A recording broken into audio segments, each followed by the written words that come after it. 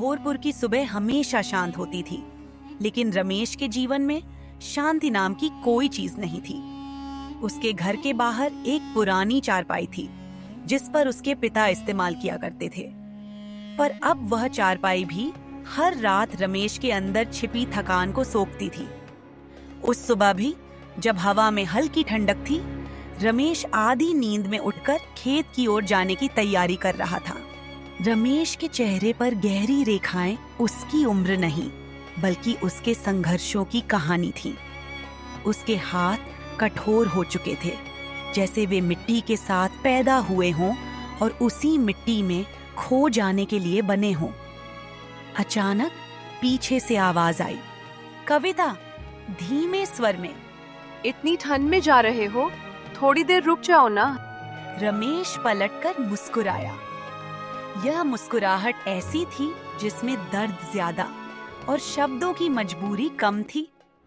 रमेश, कविता, अगर देर कर दी तो हालात और बिगड़ जाएंगे। कर्जदार रोज सिर पर चढ़े रहते हैं। कविता के होंठ कांप गए। वह कुछ कहना चाहती थी, पर कह नहीं पाई। उसकी आंखों में आंसू तैरने लगे।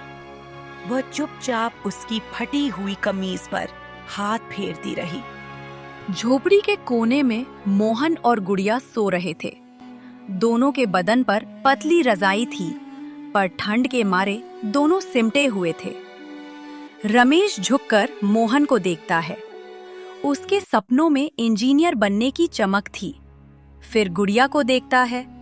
उसकी मुस्कान से ही घर में रोशनी आ जाती थी। रमेश खेत पहुंचा। खेत की मिट्टी उसके पैरों में ढीली सी थी, जैसे वह खुद शर्मिंदा हो कि वह वर्षा न होने के कारण रमेश का साथ नहीं दे पाई। खेत में खड़े होकर रमेश ने जमीन को छुआ।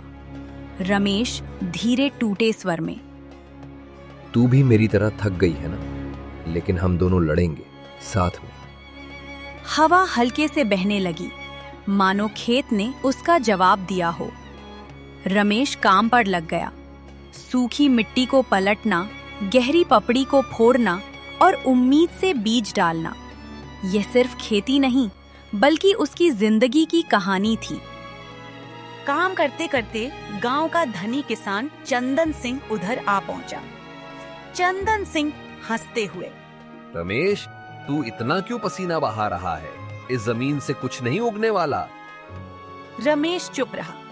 उसने कभी किसी से बहस नहीं की, लेकिन चंदन सिंह यहीं नहीं रुका।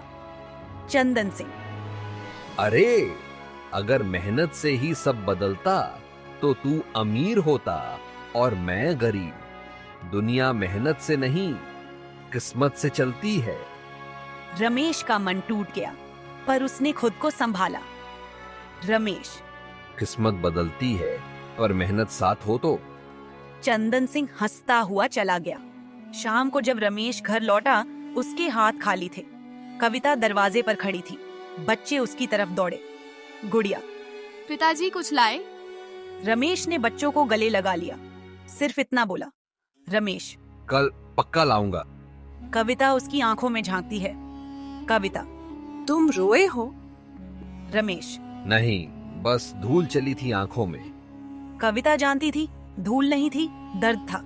उस रात बच्चे भूखे सो गए, कविता और रमेश भी। लेकिन रमेश ने अपने बच्चों को सोते हुए देखा और मन में कसम खाई, जो मेरे बच्चों ने कभी मांगा वह उन्हें एक दिन देकर रहूंगा। अगले दिन स्कूल इंस्पेक्टर ने गांव में बच्चों की परीक्षा ली। मोहन भी वहां था, भले ही वह फीस न भर पाने के कारण स्कूल नहीं जाता था। इंस्पेक्टर ने कठिन सवाल पूछे और मोहन ने सब हल कर दिए। सभा में सब दंग रह गए। इंस्पेक्टर, बेटा, तुम पढ़ते कहाँ हो? मोहन शर्मीली आवाज में, मैं स्कूल नहीं जा पाता साहब, पिताजी के पास पैसे नहीं हैं। इंस्पेक्टर उसी समय रमेश से मिलने पहुंचा। इंस्पेक्टर, आपका बेटा बहुत होनहार है। मैं इसकी पूरी पढ़ाई माफ करवा रहा हूँ। रमेश की आंखों में आंसू आ गए। रमेश, साहब, मैं आपको क्या दूं? मेरे पास तो। इंस्पेक्टर, बस एक वादा करो, इसे पढ़ाना मत छोड़ना। कुछ हफ्तों बाद बाढ़ आई। खेत बर्बाद, धान बह गया, कर्ज बढ़ गया। रात को रमेश खेत के किनारे बैठा रहा।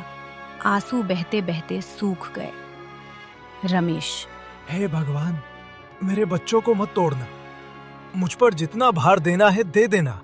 आसमान में बिजली चमकी, जैसे ऊपर वाला सुन रहा हो। रमेश काम की तलाश में शहर पहुंचा। फुटपाथों पर सोया, भूखा रहा, पर हार नहीं मानी। एक दिन ठेकेदार चिल्ला रहा था, अरे ओ गांव वाले, ईंट उठा नहीं सकते तो आए क्यों हो? रमेश ने झुककर ईंट उठाई। पीठ दर्द से जल रही थी, पर वह उठा रहा था जब तक बेहोश ना हो गया। बेहोशी खुली तो खुद को अस्पताल में पाया। सामने थे धर्मपाल, बड़े व्यापारी। धर्मपाल, तुम काफी देर से बेहोश पड़े थे। तुम्हारी मेहनत मेरी नजर में आ गई थी। रमेश ने चौंक कर देखा।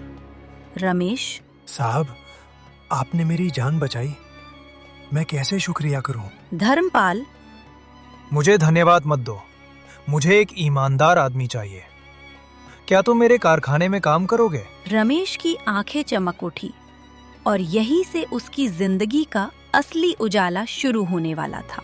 रमेश अब शहर में काम कर रहा था। हर दिन सुबह 6 बजे से रात 10 बजे तक मशीनों के बीच खड़ा रहता। आवाज, धूल और थकावट सब उसके साथी थे। लेकिन असली दर्द उसका नहीं, बल्कि घर में अकेली कविता और बच्चे झेल रहे थे। गांव में सालों की गरीबी, बाढ़ का नुकसान, खेतों की नमी खत्म होना, इन सब का असर अब और गहरा होने लगा। कविता बच्चों को स्कूल भेजती थी, फिर खुद घर और खेत के छोटे मोटे काम संभालती थी। पर असली मुश्किलें अब शुरू हुईं। एक दिन घर में अनाज बिल्कुल खत्म हो गया। बर्तन खाली थे। रसोई में सिर्फ एक मुट्ठी चावल पड़ा था। कविता ने वो भी बच्चों को दे दिए। खुद खाली पेट पानी पीकर बैठ गई। मोहन ने देखा कि माँ ने खाना नहीं खाया। मोहन, माँ, तुमने क्यों नहीं खाया? कविता, मैंने खाया है बेटा, तू फिक्र मत कर। मोहन ने उसकी आंखें देखी। माँ की आंखें लाल थीं, चेहरा उतरा हुआ था। मोहन, माँ, तुम झूठ बोल रही हो ना? कविता अपनी आंखों के आंसू रोक ना पाई। उसने बेटे को गले लगा लिया। कविता, बेटा, जब तक तुम्हारे पिताजी पैसे नहीं भेजते, थोड़ा सहना होगा। इसी बीच कर्जदार घर आ पहुंचा। कर्जदार, कविता, रमेश ने कहा था पैसे आएंगे, अभी तक क्यों नहीं आए? कविता, धीमे स्वर में, जी, वो शहर में मेहनत कर रहे हैं, जल्द भेज देंगे। कर्जदार ने गुस्से में दरवाजे पर डंडा मार दिया। कर्जदार, सुन ले, इस बार पैसे नहीं मिले तो तुम्हारे घर का सामान उठा ले जाऊंगा। गुड़िया डरकर माँ से चिपक गई। कविता कांप गई, पर बोल नहीं पाई। उन दिनों लगातार भूखा रहना, तनाव और अकेले काम करना, इन सब ने कविता को भीतर से कमजोर कर दिया। एक शाम वो खेत में पानी भरने गई। धीरे धीरे अंधेरा घिरने लगा, पर कविता खड़ी की खड़ी वहीं गिर पड़ी। गांव की औरतों ने उसे देखा और घर पहुंचाया। वो बेहोश थी। मोहन रो रहा था। गुड़िया उसकी छाती से लगकर सिसक रही थी। मोहन, माँ, उठो ना, पिताजी को बुलाऊं क्या? कविता धीरे धीरे होश में आई, पर उसके चेहरे पर कमजोरी साफ थी। कविता, मैं ठीक हूँ बेटा, बस थोड़ा थक गई थी। पर सच ये था, वो बहुत कमजोर हो चुकी थी। अब मोहन सिर्फ 13 साल का था, लेकिन उसे उम्र से बहुत ज्यादा समझदार होना पड़ा। वो सुबह माँ की मदद करता, बहन का ख्याल रखता, स्कूल जाता, फिर लौटकर छोटे मोटे काम ढूंढता। गांव के एक दुकानदार ने उसे बुलाया। दुकानदार, मोहन, दुकान पर बैठोगे? मैं तुम्हें रोज 20 रुपए दूंगा। 20 रुपए मोहन के लिए खजाना थे। उसने तुरंत हाँ कर दी। वो स्कूल से आते ही दुकान पर बैठने लगा। थक जाता था, कई बार नींद आ जाती थी, लेकिन वो काम करता रहा, क्योंकि वो जानता था माँ को दवा चाहिए, घर में खाना चाहिए और पिताजी अकेले सब नहीं कर सकते। एक रात कविता ने रमेश को पत्र लिखने की कोशिश की, लेकिन उसके हाथ कांप रहे थे। आंसू कागज पर गिरते जा रहे थे। उसने मुश्किल से लिखा, रमेश, यहाँ हालत बहुत खराब है। तुम्हारे बिना घर संभालना मुश्किल है। गुड़िया और मोहन को कुछ मत होने देना। मैं बहुत कमजोर हो गई हूँ, पर तुम चिंता मत करना, बस जल्द वापस आ जाना। पत्र लिखते लिखते वो रोते रोते बेहोश हो गई। मोहन दौड़कर उसके पास आया। मोहन, माँ, क्या हुआ? लेकिन कविता उठ नहीं रही थी। मोहन ने पास बैठे गुड़िया को पकड़ा। दोनों रोने लगे। जब ये पत्र शहर में रमेश को मिला, वो मशीन बंद भी नहीं कर पाया। उसने पत्र पढ़ा और वहीं जमीन पर बैठ गया। आंसू उसके हाथों पर टपक रहे थे। रमेश, हे भगवान, मेरी कविता, मेरे बच्चे अकेले किस हाल में होंगे? रमेश, क्या हुआ? रमेश रोते हुए पत्र देने लगा। धर्मपाल ने पढ़ा और बोले, तुम तुरंत गांव जाओ, मैं व्यवस्था करवाता हूँ। परिवार पहले है। रमेश ने उनके पैरों में सिर झुका दिया। जब शहर में रमेश को कविता का वो पत्र मिला जिसमें लिखा था, मैं बहुत कमजोर हो गई हूँ, बच्चों को कुछ मत होने देना, तो उसके पैरों तले जमीन खिसक गई। वो बिना कुछ सोचे समझे गांव के लिए भाग पड़ा। गांव पहुंचा तो एक दर्द भरा दृश्य सामने था। झोपड़ी के बाहर मोहन बैठा रो रहा था। आंखें सूजी हुई, कपड़े धूल से भरे। गुड़िया माँ की गोद में सिर रखकर सोई थी और कविता आधी बेहोशी में, थकी हुई, टूटी हुई, लेकिन फिर भी बच्चों से चिपकी हुई थी। जब रमेश दरवाजे पर पहुंचा, कविता ने आधी खुली आंखों से उसे देखा। कविता, रमेश? रमेश दौड़कर आया और उसने कविता को बाहों में ले लिया। रमेश, कविता, मैं यहाँ हूँ। तुम अकेली सब नहीं सहोगी। मैं हूँ तुम्हारे साथ।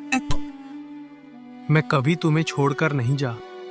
कविता उसके कंधे पर सिर रखकर फूट फूट कर रो पड़ी।